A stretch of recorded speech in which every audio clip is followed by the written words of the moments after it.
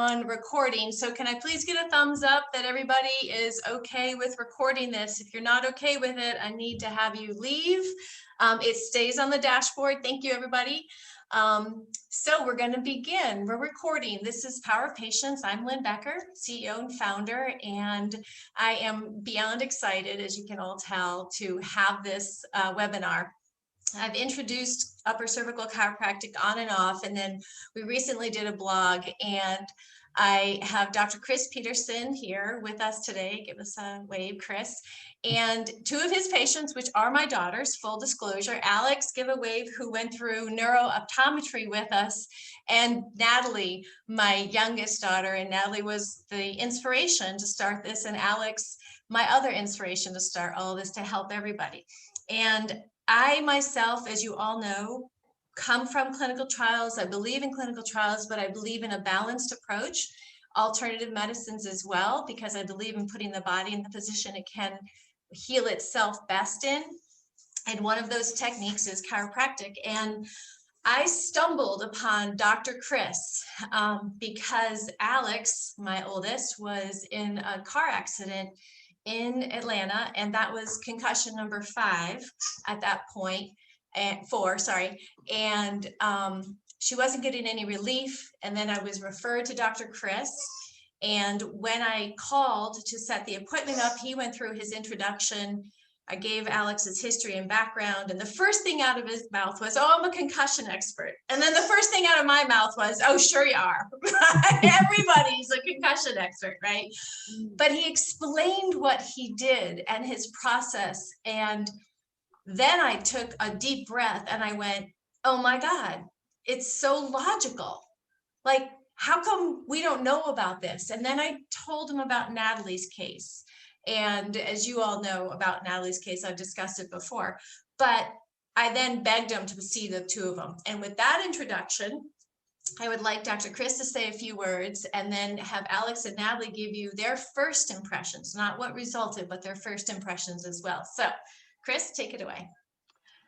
Hello, everybody. I'm Dr. Kris Peterson. I'm an upper cervical chiropractor in Atlanta, Georgia.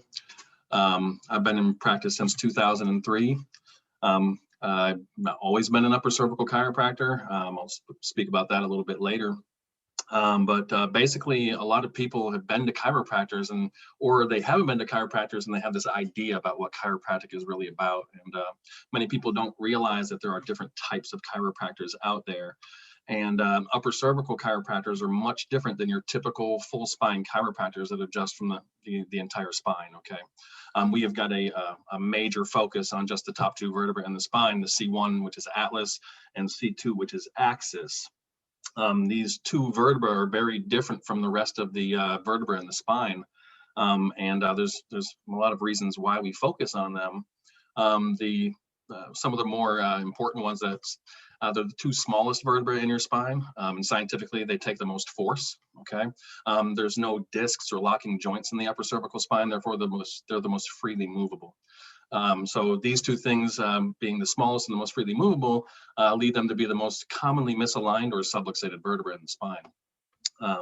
But those are not the most important reasons why. I think the most important reason why we focus on the upper cervical spine is due to the proximity of the brainstem in that cervical spine, okay? The brainstem is what controls the brain to the spinal cord. It's basically where all of the nerves from the right side of your brain and all the nerves from the left side of your brain crisscross and go down the opposite side of the body. It's also where the white matter and gray matter kind of flip inside out when they go back down through the brainstem. So this is basically Grand Central Station neurologically, and we call it Houston control, okay? So there's a lot of neurological function that stems from just at this area. So when we get a misalignment in the upper cervical spine, it can lead to a number of problems throughout the entire body, okay?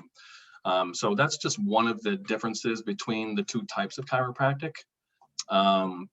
Let's see, there's more differences. Things like we x-ray everybody that comes in. Our x-rays are extremely specific x-rays, very specialized for the techniques that we use. I can actually share a set of those x-rays from a lovely lady named Natalie. Let's see if I can get these up here. These are Natalie's x-rays. And what we do is we take an open mouth A to P view through the mouth, and we can see the C1 vertebra on the right and left here, and the C2 in the middle here. This, the foramen magnum, is the black arc. And what we do is we put the head into this lateral flexion range of motion left and right. And when we do this, spinal biomechanics are pretty much set in stone, all right? So we watch to see what isn't moving the way it's supposed to, and that lets us know exactly how to adjust you. So it's a very, very, very specific work, all right? And these x-rays allow us to get that done. It's an integral part of our analysis. And yeah, we don't adjust people without x-rays. There's a lot of chiropractors out there that will. Now, we also, have a situation where we don't adjust on every visit either. Okay, that's another thing. Typically, you go into your general chiropractor's office and they're adjusting you every single time you go in. And we don't do that. We use what's called infrared paraspinal thermography, which is an instrument that reads your actual autonomic nervous system. Okay, we are reading a portion of your brainstem called the vasomotor center that controls your blood vessels, and we're looking to see whether or not it's adapting properly. Okay, that brainstem should be adapting and in flux constantly. And what we find when we scan patients, especially patients with concussions, that they are locked into this thermal pattern that is coming from an inability to adapt in that brainstem. And our job is to break that pattern to restore normal function through the brainstem. Okay. So, pardon? It's okay. Pardon? Okay. And so the instrument that I use here really determines whether or not that patient gets an adjustment on any day or not. And so when Alex was talking earlier about how she was holding her adjustment for up to 3 months, that's very typical in upper cervical, where you will hold your adjustment for, if not weeks or months, even years sometimes. So that's a whole nother difference as well. Thank you. And so I want to, at that, can I just pause for a second? So so now that you've heard how different this technique is, when Alex and Natalie, and this will be open for your now input, when I told you we were going to see this chiropractor, Dr. Kris, do you want to share what your reactions were? Yeah, certainly I can start. So I have had back problems for most of my life. I've been in a couple different car accidents, and I was at a point, I was 22 years old. I had just been rear-ended again. I had just taken the LSAT. I was in the middle of applying to law school, and I didn't think I had time for anything else, quite frankly, especially not a big injury. So I had already been in a lot of pain regularly because I had a bad back, and I was taking Advil every single day without question. Then the car accident happened, and it just kind of sent me over the edge. I used to be able to get through like an hour and a half class, and I found myself completely unable to do that. I'd be sitting there unable to focus because I was just in so much pain. And so I finally called my mother probably a couple of weeks later, and I was like, okay, Mom, just give me one of your special doctors, because I am very much give me the hard science, give me stuff that I know that there are lots of papers on, everything else. And my mom, as she, I'm sure, has explained to all of you, is very much a holistic person. And she believes in evaluating bodies like from the entirety, not just from one lens. So I asked for 4 doctors, and I've seen chiropractors at various points throughout my life. I've never found them to be particularly helpful doing the full body adjustments. They never really held for very long. The relief I got was very intermittent, and it never lasted. So I went to Dr. Kris, and he explained everything, and I followed. I was like, okay, I hear you. The atlas, the axis, they're the very direct communication between your brain and the rest of your body. If they don't have clear flow, how is anything really supposed to work? I followed all of that. But then I had a very strange introduction, because my first visit, when we went to take the x-rays, I ended up having a small seizure because of what had happened to my nerves during the accident. And I woke up on the ground with Dr. Kris over me, and I was like, I don't know who this man is, but it was Dr. Kris. It was fine. It was terrifying, but I never ever experienced anything like that again, because we took the x-rays finally, we did the adjustment, and I had instant relief. He explained going forward that this might not last, that we're going to have to keep coming back 2, even 3 times a week for a couple months. And I think I'll stop there, and I'll let Natalie give her impression of the intro too. Thank you. So my first introduction with Dr. Kris was simply for my sister to be adjusted. We were actually there for her 22nd birthday, And my mom and my sister had kind of gone back and forth. My mom was like, you know, you're going to do this, you're not backing out now. And Alex was like, you know, I don't have time for this. So it was a little bit more than what she explained. But as we were there and Alex was getting ready to be adjusted, Dr. Kris and my mom were kind of going over Alex's history with chiropractic care, other injuries, etc. Brain injuries came up. My mom began talking about me, and Dr. Kris said, you know, you're already here. Do you mind if I just try on Natalie? I was not, I mean, I was at the point where I would have tried anything, but I had already been going to a chiropractor for like a year at that point, twice a week. There was no change. My mom and I at the time were going back and forth on, she wanted me to continue going. I felt like, why do I keep going? I get adjusted 7 different times when I'm there, have to go back 2 days later, get adjusted 10 more times, and like nothing's changing in terms of longevity health. Like maybe one day after I feel great, but that was it. So I said, you know, it's not going to hurt me. So I went ahead and went for it. And I actually had a great experience. Did not have a seizure, did not have any problems. But yeah, so that was my first impression. It was a completely different experience than I'd ever had. I was adjusted completely differently. And Dr. Kris was like, it's one adjustment. And I was like, that's it. You know, I was a little confused at first because typically chiropractors do multiple, or from what I'd experienced in my life, the chiropractor I've been going to since my injury was multiple adjustments at a time and a different way of adjusting. And that night, I produced tears in my eyes for the first time since my injury. And I was like, maybe there's something to this. Like, okay, maybe we've just been going to the wrong chiropractor. So Alex said it makes so much sense that if these 2 vertebrae right at the top aren't placed right, nothing else is going to be placed right. And I totally believe in the body healing itself. So my first impression was great. I need to interject 2 things.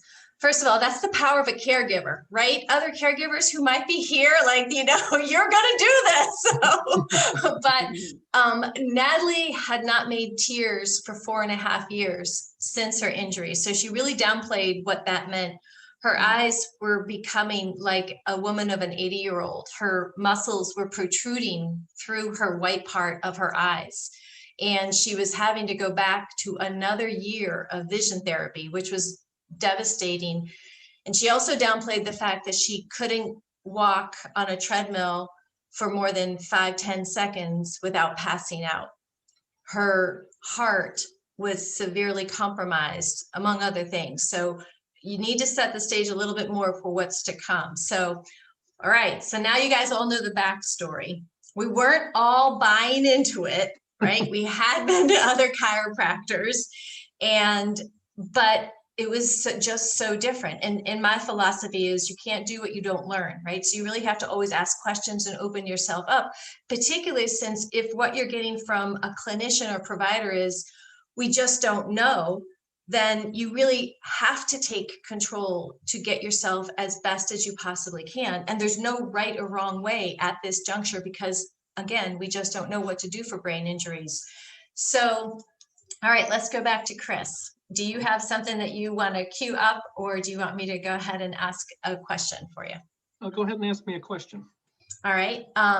First, I know that you're going to tell me and everybody else here that anybody and everybody can benefit from upper cervical, but are there limitations, right? And that's always a really good thing to address. Are there limitations? And I do have 2 questions that we'll get to.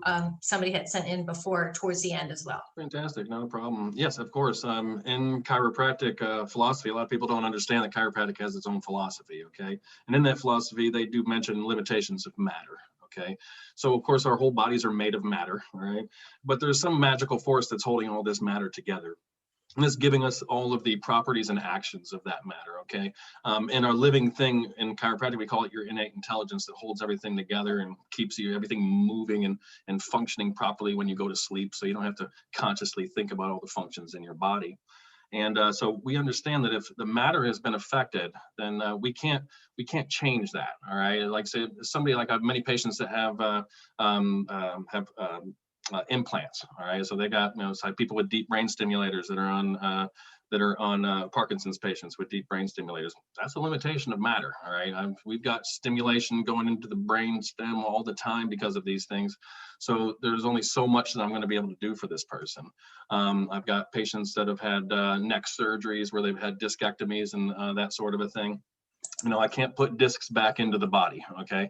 But those people that haven't had that matter can be reorganized and you can heal. Like the ladies have been telling you, the body is self-healing and self-regulating.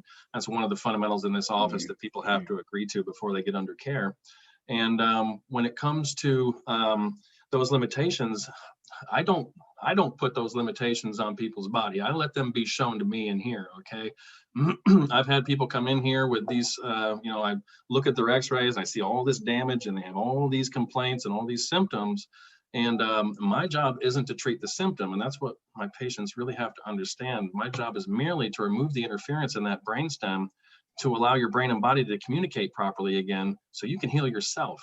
And you will heal yourself to the best of your ability when we restore that proper communication between brain and body.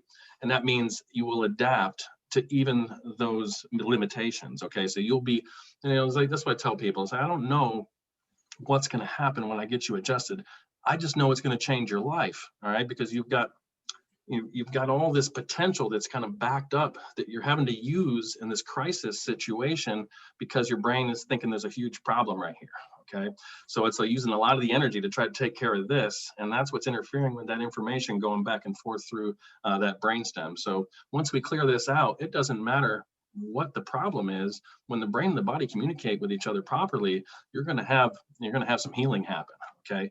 And it's not necessarily what I want to heal that's going to heal. Okay, so that's why the care plans are so important. And it's not, I tell people this all the time as well, it's not the adjustment that gets people well, it's holding the adjustment over long periods of time. That's what gives your body the ability to heal itself again.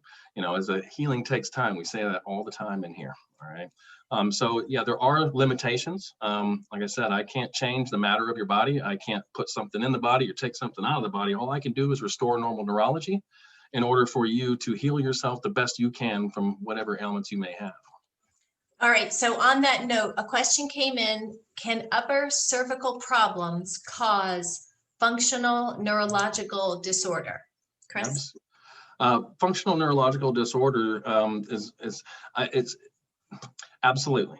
Like I said, when it comes to symptoms and diseases or named diseases, those are based on symptoms, all right? And as a chiropractor, and especially an upper cervical chiropractor, I don't treat the symptom. So when it comes to anything neurological, all right, that's why it says when neurodegenerative diseases, Parkinson's, multiple sclerosis, I see patients like these all the time. Other issues as far as like chronic migraine disorders, post-traumatic stress disorders, post-concussion syndromes, all these things respond amazingly to upper cervical care because we can, we restore proper neurology in this area. So a lot of people that get these traumatic brain type injuries, typically it's from a head injury, all right? But what a lot of people don't really put together is that it's not just a head injury, all right? It's a neck injury as well, all right? And that neck injury, if that is left untreated or if it's not taken care of, that can continue to rob you of that energy you need in order to heal properly. So yes, absolutely. It will help with pretty much anything neurological. Okay, awesome. I want to, so I have a couple more questions coming in, which is great. Keep sending your questions, and if whatever question doesn't get to, I will send them to Kris after and then respond to everybody. But two things on that note about how you're treating the person differently in the care plan. Alex, you got to see Dr. Kris and another doctor. Was there a difference in your care plan? And then Natalie, on your follow-up, you did only get to see Dr. Kris once, but how were your care plans, girls, such that not only you had two different chiropractors, Alex, but did you notice a difference in anyone's symptom faster than others? And Natalie, that same question to you as well. Yeah, so I think that when I went to Dr. Kris, my main concern was my back and just the physical pain that I was feeling in my back, which was, by the way, my lower back, not my upper back. So that was my main concern. However, the other things that I was experiencing at the same time were brain fog, as well as extreme food allergies to wheat, dairy, eggs, and excessive sugar. I'd say those are the three top issues that I was having. And what I noticed probably within the first 2, maybe 3 months with Dr. Kris was that my food allergies to wheat, not wheat, but dairy, eggs, and sugar were improving immensely, as was my back, as was my brain fog. So things that I really hadn't ever expected to connect were suddenly becoming much, much better. And then to my mom's question about the care plan. So with Dr. Kris, he truly has an excellent practice. I just have to plug him for a second because his care is incredibly comprehensive. So if you're in the Atlanta area, you got to go see him. I really believe that. Dr. Tabak is the doctor that I see and saw in New York City. They both use the same philosophies, right? So I'm still checked with the thermo scanner on the back of my neck whenever I go. And they both check the length of my legs to see if there's any issues there, if we have to adjust like hips or anything, just quickly. Dr. Kris went a little more in depth with the actual evaluations. He often used a scale to make sure that the weight that I was carrying on each leg was even, and a couple other different exercises just to double check everything. Dr. Tabak just did the first 2, but the care plan itself was very similar in terms of how frequently I had to see them, and both of them encouraging me to keep exercising, keep building muscles. I know Dr. Kris, one thing he used to tell me is like, try to throw your neck out. It just means that we'll get you back in faster, right? And we'll correct it even quicker and your body will pick up on it. So there was never a limitation on what else I could do. Yeah, is there anything else you want me to hit on, Mom? No, I think that was perfect. And I'm going to answer these questions in the chat, so keep them coming. Natalie, go ahead. So I only saw Dr. Kris one time, and then since I'm located in Charleston, I was going to a upper cervical chiropractor in Charleston, and the care plan was a little bit different than what Alex explained. I was going twice a week, and I had a whole slew of issues. So I don't even know how to explain like everything I was going for, to be totally honest, but basically just getting life back, like I said, with the tears, anything to not have to go through more years in continuous vestibular and ocular therapy, and then just normal energy levels were my main goals. As I continued to go, if I knew there was an exercise that was throwing out my neck, my doctor was recommending that don't do that. Let's see if we can strengthen your neck, get it to hold a little bit longer, and then go back to that and see if once your body's regulating, these 2 points a little bit better, that exercise won't throw it out anymore. So it was a little bit different. I did not do as many of the steps that Dr. Kris does as far as weighing your weight on both legs to see if you're carrying the same, but I was checked on the feet. And that's pretty much what he did, the heat scanner in the feet, and then the adjustment. I would say the first change I saw was my eyes, like I said, making tears. That was also the first change I noticed if I was going out of place. And I would call, and my chiropractor would usually get me in, and I usually was out of place because the tears would stop being made. And that was a sign to me that I needed to go in, even if it was before I was scheduled to go in. And then the second big change was a better regulation of my heart rate when I was exercising, and being able to complete some of my therapies instead of continuing, for forever. So those were my big changes. Yeah, and Natalie's go ahead, honey. Yeah, if I could just add one thing there. Nat mentioned a really good point about being able to tell the moment she was out. And I have to say, I totally agree. I could literally feel my back the minute that I slipped out of alignment. I was like, oh no, it just happened. Like, I can't explain what I was feeling, but there was a clear difference. And I would do the same thing, call Dr. Kris and be like, I'm coming tomorrow. Yeah, and even on that point, as you progressed through upper cervical, I think probably the same for you, it didn't necessarily have to be my eyes, because my eyes were adjusting. So maybe my eyes wouldn't water for a few days, but it was other things. it was almost like your body was letting you know, hey, you're out of alignment, because you finally were getting back into feeling normal. So you were able to tell as you would slip out of alignment in different ways as it progressed. So I want to add a couple things, and this is coming into the chat, which I'm going to then read a question for you, Kris. And first, as some of you may or may not know, my neck is fused, C4, 5, and 6. And as I was watching my daughters make incredible improvements, and my brothers are chiropractors, so I got practiced on by the crack, twist, turn, and that sort of stuff. So again, I was really blown away by the results that I saw. And we didn't tell Natalie's other doctors what we were doing. And we, as kind of like our own little case study, when she had to go back for another reassessment, they were like, what are you guys doing? Like, whatever it is, keep it up. She doesn't have to come back. And my daughter's face lightened up. Like, it was the first genuine smile. I mean, seriously, she lost 4 years of her life. Like, everybody has. I'm not saying she's the only one, but being able to tell you what we're able to figure out through all these different treatments, I think should be at least hopeful and helpful. But I infused and I saw what they were going through, and I was curious. And when I finally could go to an upper cervical chiropractor, I was calling my daughter and I'm saying, okay, like, I feel like my head is floating on top of my body. I've never had an experience. So yes, you can be adjusted. And so Kris, you might want to answer that question. The other question is a carotid dissection. Can that be modified and still have your kind of adjustments? A TBI in 1976 and a fracture C5, 6 are fused. Does this preclude work on C1, C2?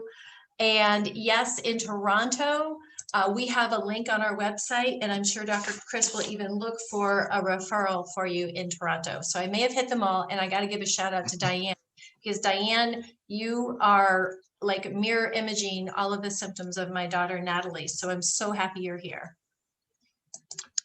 Okay. Fantastic. All right. So I'm looking at the chats here. I see one that says the carotid artery dissection here with the brain injury. The adjustments that we make are extremely specific. A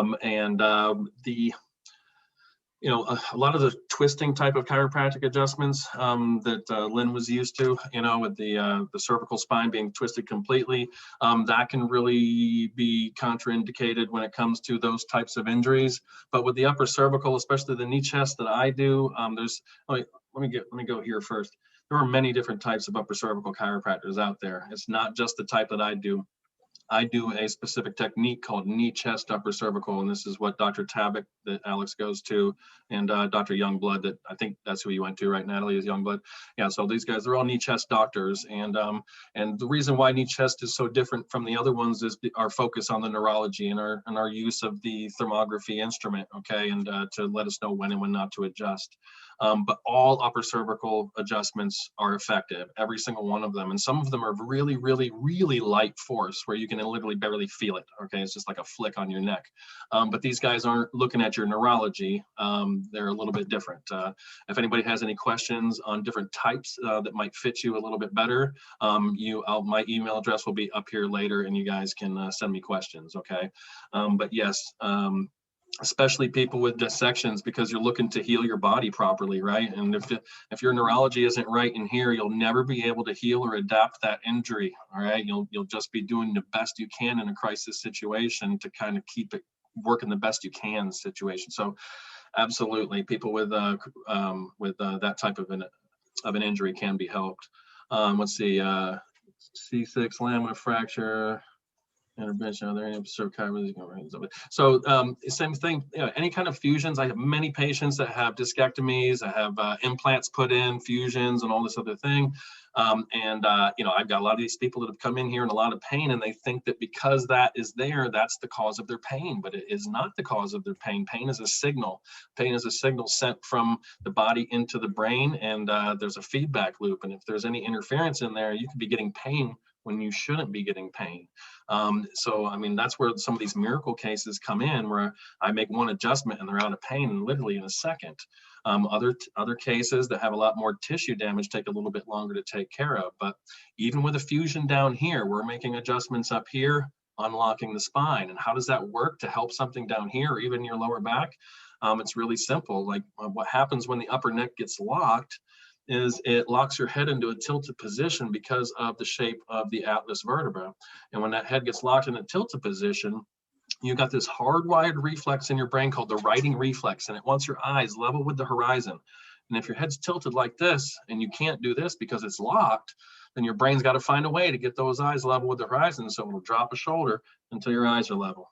And then all your balance is off. And this is where we see a lot of the balance issues coming from, is because that head is locked over here and you're consistently just trying to get your eyes level. You know, once we unlock the spine up here, then the lower spine just goes back to its normal function and no longer has to compensate for the upper cervical spine. So yeah, the you know, people with lower neck injuries that haven't been able to get any kind of resolution typically find resolution. I've got many of those patients. Those are in here all the time, you know. And so when it comes to anything that's in the lower neck or even in the lower back, upper cervical definitely is a game changer for anybody in there.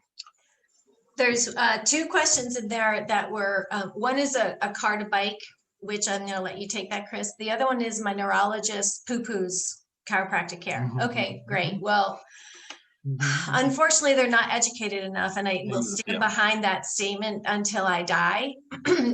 And to add to that, again, all we have here in this community is, well, we just don't know. We just don't know how long it's going to take to get you better. We just don't know what it's going to take to get you better, right? So they don't know. We know that there is an enormous knowledge gap. I recently attended a webinar with the International Pediatric Brain Injury Association, and the speaker was a research professor from Harvard. And at the end, right, after they got done saying, we just don't know, right, they just were presenting statistics about the gloom and doom of the brain injury community in general. And then after he got done with, we just don't know what to do, he paused and he said, I have to tell you, there's something to neurological music therapy, and the evidence is very compelling. And it caught me off guard because I knew about music therapy through the work that I did with the soldiers in the TBI portal with the government. And I didn't know enough about it though. But then I heard this really esteemed Harvard professor say, there's something to it. We have to study it more. It was like the first time somebody said, oh yeah, alternative therapy. So we had a neurological music therapist on, and it was amazing. I know a few of you were on that, but it was amazing how neuromusic therapy can hit all parts of your brain to adjust the brain waves, which then helps. So similar to getting the messages going to the other part of your body where upper cervical does help, there's this other potential for neurological music therapy with speech and stuttering and things like that. And so again, it is for these neurologists that poo-poo, I am happy to find this PhD researchers recording and send it to you so you can perhaps educate them not only on upper cervical, but music therapy as well. So Okay. take the bike thing, Kris. If I could add one thing about the doctor poo-pooing, I would just say that your neurologist works for you. And if they're not supportive of something that you're interested in, I would highly, highly recommend going and seeing a couple others for consultations. I know that that isn't always easy, and that presumes that you have time and everything else for that. But if you can, I would really recommend it. And I'll add on that point. I had a lot of neurologists in Charleston, you know, say, here's a prescription, just give her time and life will go on. And that was so far from true. And, you know, I was very fortunate to end up with the neurologist I ended up with. It was actually supportive of all of these things we were trying. And she was like, try everything you can. Getting me to try therapies weren't even in our location. We had to drive an hour to the location to get this therapy. And so that was beyond fortunate on my end because it was so helpful. But Another thing on that is my boyfriend is actually in med school where I saw some of my neurologists, and he talked about one neurologist he worked with. And I said, "Oh, I saw him in Charleston after my injury, after I'd come home from boarding school." And he said that was the worst neurologist I ever worked with. He wrote the same prescription for every patient.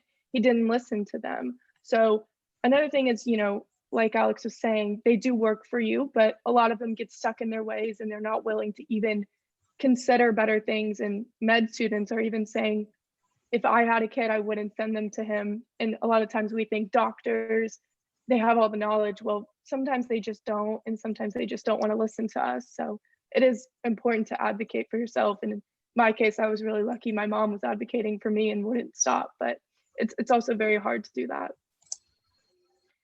A question came in about insurance, Medicare, Medicaid, Kris. I think that is state dependent, but I certainly will let you take that. But I want to let you all know that I have started to work with 2 groups that offer grant funds to patients and caregivers, or not active patients, but people with brain injuries and their caregivers. So you can apply for assistance for anything that you need. So I'm working on getting them on board with us so I can help distribute this information to you as a community as well. And you're welcome, Eric. And Diane, it is unfortunately a marathon, but it's a marathon in the right direction if you have the right support. So go ahead, Kris. And I know it's getting up late, everybody, and we always go over. So if you do have to leave, I understand. I'm going to go ahead and start with the question, just to kind of, for those of you who's neurologists are telling you that, hey, the neck adjustments, poo-pooing on it and all that, I'm just going to share. I just did a quick Google search, all right? And if your neurologist can't do the same thing, I don't know what to tell you, because, I mean, I just brought, let's see, this isn't the one. What do I want here? All right, let's bring this back out here. And where is it? Where did that go? Let me do this here. While he's looking for that too, Natalie did mention we saw 6 neurologists in Charleston. And this is, these were the top of the top that we were getting referred to. And one actually just looked at me and said, "You're only here because of the movie." And this was 18 months into her injury, and she still was sleeping 18 hours a day, right? And I'm like, I'm here because I don't understand. So you have to keep searching for people, providers that are going to really help you. Excellent. So here I found it. Sorry about that. So here we go. This is cervical spine involvement and mild traumatic brain injury. Just to review, I'm going to skip down to the bottom. We're just going to look at the conclusion here. And here we go right here. So we're just going to keep this short, right? Hypothesis of cervical spine involvement in post-TBI symptoms and post-concussion syndrome is supported by increased evidence.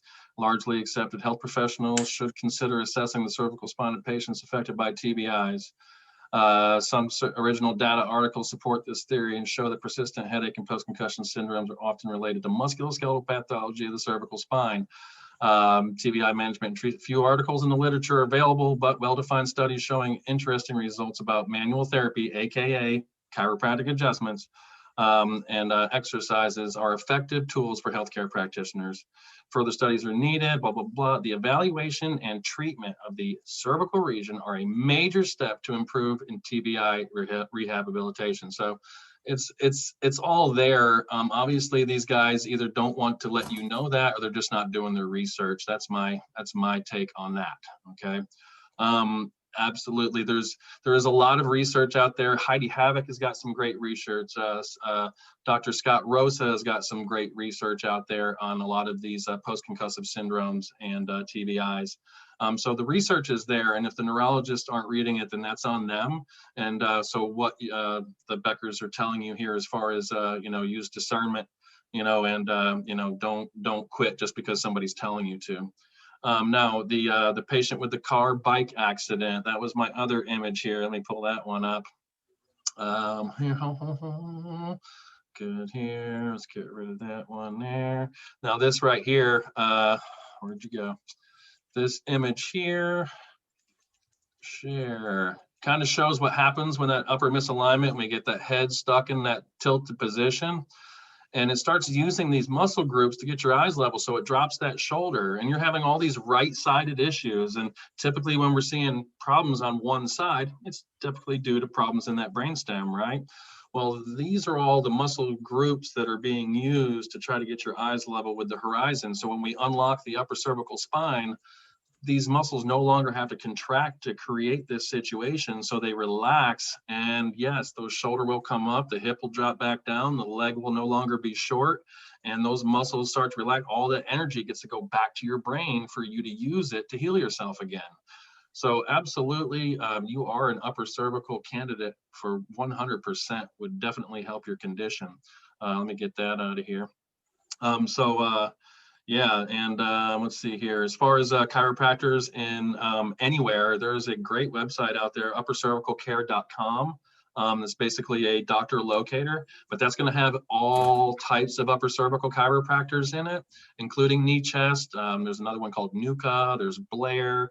There's a whole lot of different ones. Epic is another one.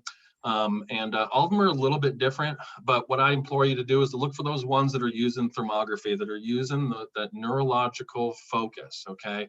And you know, the Nuka guys, they're more like trying to get this orthogonality going on in your brain, and that can help as well. But you know, they don't have any information on how it's changing your nervous system. And you know, everybody that's on this webinar has you know, a nervous system issue, all right? Or we wouldn't be calling them a traumatic brain injury, right? So you definitely want that to be your focus, and not necessarily just right angles in your neck, okay? Yeah, definitely. All right. One more question, but I don't know if this would be for you, but Pam, so Kris, this is about exercises, limited space, access to a gym, and yoga. So I'll let you take that. But Pam, we are actually having a brain neurological exercise specialist come on. I don't think it's next month, but I'll double check, to discuss about exercise recovery and how it can be done safely. So that's to be determined in the next, I think it's in 2 months is when she's scheduled. So, but we'll follow up with that. And before I have anybody else leave, I have to do a screen share and let Waring know. So you can see what Waring, can y'all see? Bang, bang. Okay. Everybody needs to order a t-shirt. I make buttons, and where I wear that the most, it's like we went to a microbrewery north of us, and one lady looks up and goes, "That's great," and the other owner looked at it and went, "Oh my God." Side by side. Get people like it, or I've been called all types of horrible names for being so cruel, and I'm like, I'm making fun of myself. Oh no, you're not. Yeah, I am. See my injury, so you get that, you in that battle. If I walked in dragging a leg, they'd understand. Oh yeah. So it's kind of funny. That's a very, people laugh, or they're mad at you. I burst out laughing when I saw it. I have to, you know, I will be honest. I thought it was great. So, so Kris, did you want to answer yoga, that question? As far as exercises are concerned, I do give my patients some exercises at home just to kind of help stabilize some of those upper cervical neck musculature. Simple ones, just like lying on your stomach on your bed and letting your head hang down, and just lifting up, looking in front of you, holding it for 5 seconds and relaxing it, and doing that 10 times. You know, that kind of helps to strengthen up some of the posterior muscles. And then lying on your side and letting your head hang down, and then lifting your head up, right ear to right shoulder, and do that, the same thing. Hold for 5 seconds, relax it, hold it for 5 seconds, relax it. Do it on both sides, maybe a couple of times a day. That'll help strengthen up that upper cervical spine. But the thing is no exercise is going to unlock that upper vertebra. You know, that's only going to be beneficial if you're going to get an upper cervical adjustment. I'm telling you, this is the one thing that can change everything, everything. My patients have been like, I just started up a guy with Parkinson's last week, gave him his first adjustment. I'm almost getting emotional thinking about it, because I mean, this guy, if you know people that have had Parkinson's, they walk in with this shuffling gait, right? I mean, they're walking really slow, really short steps, you know, and you know, he came in for back pain, and his first adjustment, and the man walked out of my office. He didn't shuffle. He walked out of my office. And when he came back, he was like 3 inches taller. You know, he had a big old smile on his face. I mean, it literally changed his life in a second. All right. And that's why I got into this stuff. You know, it's the potential for just one adjustment in this upper cervical world it's unlimited, you know, so we just don't know until we get you adjusted. Now, it's just one of those things where it's you know, I ask people, you know, what if you could use one word or one phrase to describe upper cervical, what would it be? And there was always 2 of the most popular answers. 1, game changer. 2, life changing. All right. So, you know, any and all of you out there, you know, if you haven't seen an upper cervical chiropractor, you know, find one and go. All right, because it literally could change everything for you. That's the best advice I could give you. That's awesome. All right, Alex and Natalie, do you have any last comments or thoughts that you would like to add in? Yeah, certainly. So I think in general, I know that going through brain injury recovery is not an easy thing by any means. It is frustrating and it can be disheartening a lot of the time. I really encourage you to try upper cervical because it truly changed my life. So I was in 2 car-related injuries my senior year of college. One was in October where I was rear-ended. And then the second one, I was hit by a car right before I graduated. And literally, as soon as I got hit by the car, I was like, where's Dr. Kris? Like, he was the first person that I knew I had to go see because I knew I wasn't okay, but I knew that that was going to be the closest thing to fixing me. And then I did a number of other therapies as I went through the adjustments for that second injury. But I really fundamentally believe that those therapies were so quick and successful because of the groundwork that I really laid with Dr. Kris. Thank you. Nat? I'll add, my therapies were not quick. I was in them for a long time, 4 years, but it was at the point that I was either going to have to continue to go every 6 months, restart, or something was drastic was going to have to change. And when I found upper cervical, I mean, my eye doctor was like, we'll give it a month and then you're going to have to go back to therapy if things are not changing. And we went back in a month and she was like, what are you doing? Your eye is completely different. It's holding more, it's following, it's tracking with your right eye again. Like, what has changed? So I can't overstate enough how important and integral it was into getting therapies to last and to truly, you know, graduate from these programs. I'm not saying I'm fixed or I'm cured by any means, but my mom was not lying when she said in the first 10 seconds of my therapy visit for vestibular therapy, I passed out on a treadmill and they used to have to hook me into this harness because they didn't know when I was going to pass out, and falling would have only made everything worse. And now I run 4 miles after work. So graduating with a master's, and you know, my life is completely different from where it was. I was in 6 credit hours in college, had no idea if I was going to graduate, when I was going to graduate, and I had no energy. And my life is completely different. And I think a lot of that has to do with upper cervical chiropractic care.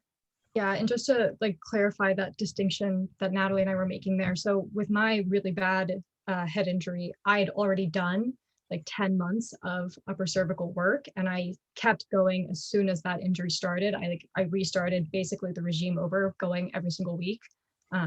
Whereas Natalie, we didn't find upper cervical until about 4 years after her injury. So yeah.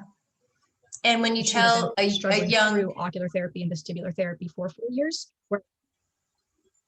whereas I did vestibular therapy following upper cervical, and I did ocular therapy following upper cervical, and both were very successful. And I think that it has a lot to do with the fact that my body was just able to do its thing. And faster too. So what took Natalie a year of 2 to 3 times a week, just her eye rehab was about a year. And then she was going to have to go back for another year. Alex was able to accomplish it in 6 months. And a little bit longer. I started in September and I had my very last appointment yesterday, actually. Okay, but her appointments were every other week and not 3 times a week like Natalie's. So it was completely different in her response rate, which it does, take us back to, this is why I created the dashboard. If we're able to figure out, based upon either therapies that are administered and when they're administered and how quickly people get better, right? We look at the group together, or even the injury pathway. And does that pathway indicate how somebody is going to need certain kinds of therapies and when? It's going to put all of us way ahead of the curve. And so, I never really plug the dashboard, but I think you all get my passion and my je ne sais quoi. Like, this is what we have to do. This is how people say we have no ICD codes and we have no insurance. And you're right. And we don't, because we have no clinical trials. And we as a group have to tell the clinical trial people, these are our symptoms. This is what I'm experiencing. And that's how this crazy cycle will change. So, but it will change. I wanted to give you just a quick story. There was another patient that was supposed to be on here with us today that was referred to me by Lynn, and she had some pretty amazing results. She had a pretty nasty head injury in a skiing accident, and came into me with just a myriad of issues. And after we got her scans, got her x-rays, and got her adjusted, I think the first improvement that the woman had when it came out, I said, any differences yet? She's like, well, I don't know if this matters or not, but when I was playing with my dog, I threw the ball and it actually went where I was aiming, and I'm like, yeah, that's pretty significant, So when it comes to these traumatic brain injuries, there's a lot of symptomology involved with them. And so I just wanted to kind of go over some of the major things that change. Oh, and the other thing with the other patient was that she was going to ocular therapy before she saw me, and she had to quit because she was vomiting. All right. And she could not finish these tests. Okay. After we got done with her care, she'd been under care for about 8 or 9 months, without even telling me, went back to ocular therapy. And she came back in like a month ago talking about how she's no longer vomiting during her tests. So I don't know, any other explanation for why that's happened to her, because it's the only other thing that she's done in her life differently. So that's, some of these, she's out riding a bike again. The woman couldn't stand up with her eyes closed when she first came in here, and she's out riding a bike now. So it's, like I said, life changing. Some of the most common symptoms that disappear quite quickly in here: improved balance, improved proprioception or spatial orientation, knowing where your limbs are at any given time. Balance issues, dizziness, tracking with the eyes, like Natalie was talking about. We see that almost instantly.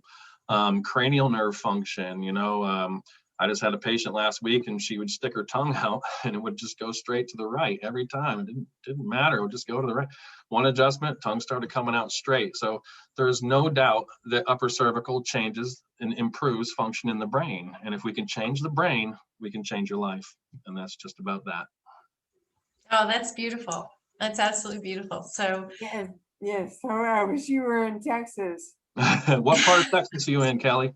For I got somebody for you. Look up Casey Sanders at the Pacific Chiropractic Center. He's in Richardson. He's in Richardson? Yes, ma'am. He will hook you up. You tell him Dr. Kris sent you. Okay. Last name again? Casey Sanders is the name. There's another guy. What's the other guy's name? That Casey will take care of you. Casey will take care of you. Thank you. You're very welcome. Asheville, North Carolina, you got somebody? We're getting another request. Ooh, at Asheville, I'm not sure of any knee chest people in Asheville. I think there's somebody close. Like I said, let me, you guys send me an email. My email is kind, like being nice, the number 2, spine, like your backbone, kind2spine@gmail.com. Send me any questions or any kind of looking for referrals to that email address, and I'll respond as quickly as I can for you guys. Okay. Also, there is that reference out there at uppercervicalcare.com that you can go in and do a doctor's search there as well for your area. But and then I put the other one in there too as well from the website. And I just put your email in there, Kris. Okay, fantastic, excellent. But all this, I'll follow up with everybody as well too. Mm-hmm. So everyone, you've stayed much longer than we normally do, but this was really great. I love the questions. I love the interactiveness. I love the candidness that my daughters actually bring. I know I'm the cheerleader. I get it, but you got to have somebody like me to, keep you going. And this really makes me happy. Like, I see people responding, and I am going to add one little thing. We didn't know what kind of therapists were going to help Natalie, right? And Natalie really was my test case, which allowed me to help Alex much faster. But we even had a vestibular doctor, and I walked in, right? Like, just as blunt as I was with Kris, I said, listen, she's almost, 19 months out. We now have a doctor who told us what kind of therapist to look for. Do you know how to deal with concussions? She needs vestibular therapy. And she's like, yes, yes, yes. Well, before you know it, she's holding Natalie's head and she's vigorously shaking it like this, trying to get Natalie's eyes to track. And Natalie's literally vomiting while she's doing this. Yeah, the gasp of your face. These are the therapies that I didn't know better. Like, when I say to you all, I drank the Kool-Aid, I was trying to believe in this stuff, but it's a matter of, you have to go, okay, something's not right here, right? This doesn't seem right. And you have to have the backbone to stand up. And I am going to do a shout out to Kelly Campbell, because Kelly brought her data into her doctor and said, oh my God, the barometric pressure of the hurricanes are triggering my migraines. That is the power of what this dashboard will do for you, right? And so now I have a doctor and a group of doctors in Bend, Oregon, who are signing on as caregivers for their one patient to figure out how they can now implement this for their patients, right?